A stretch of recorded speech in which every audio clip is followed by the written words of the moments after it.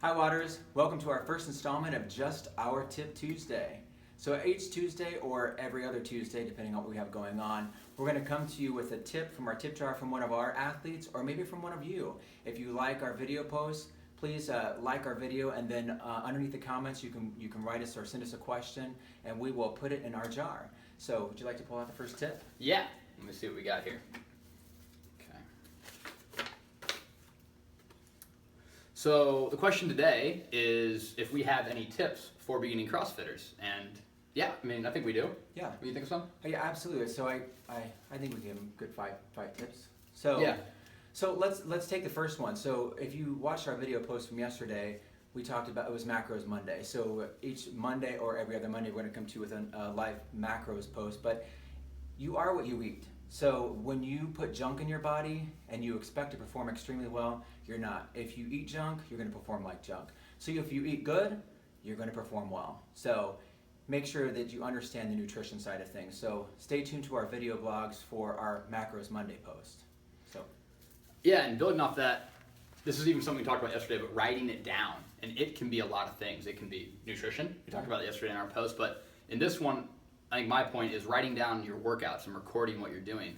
So tomorrow in the gym we have a really heavy back squat day. Yeah.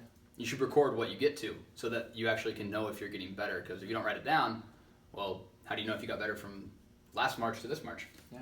So whether it's even in a notebook or you can even put it in an app, there's lots of apps out there like SugarWatt is a good app, or Beyond the Whiteboard's another one. So there's a couple different apps out there that you can use that are free apps. So And you can even just put it in a notebook, whatever is going to work for you. notebooks are great. Yeah. Awesome. I think that a really good one is don't be afraid to ask your coach what you've got going on. If you don't understand a movement, ask the coach repeatedly until you understand what that movement is. And don't be afraid that there's going to be other people in class who are going to be upset that you're going to hold up class. We want to make sure that you understand the movement. It's your time, it's your money, and most importantly, it's your health. So we want to make sure that you're understanding the movements that we've got that we're performing in class. And going off of that, I think sometimes people worry that they're the only one with that question.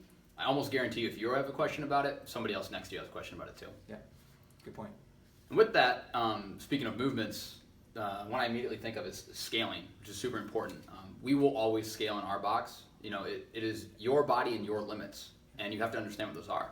And so scaling the movement, scaling the load, the intensity level is really important. And we will always scale for you in here, but it's also important that you get educated on how to scale outside of the box.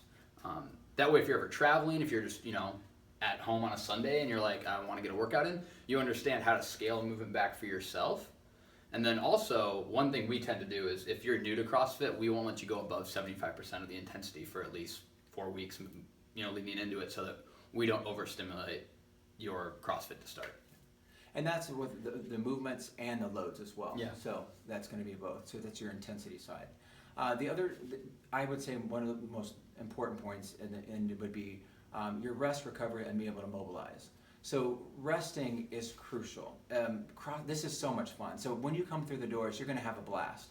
But it's important to make sure that you're able to rest and recover well, because in that first 4 to 6 week period, your body's getting used to the intensity. And if you don't take the proper rest days, you will feel it. So you'll get burnout very quickly in terms of that 3 to 6 month period if you don't take the proper rest days. So we do recommend, working out 3 to 5 days a week, building yourself up to the 5 days a week. So at the beginning, we say 3 days a week, and then after that 4 weeks, start building your intensity up to that 4 and 5 days a week. And being able to mobilize. So don't skip the mobility that we have here at our box at the end, because mobility is critical. You can also take it home and do it at home. Anything else? No, I think just off that point, I think when everybody starts, they always want to just do more, and just understand that more is not always better.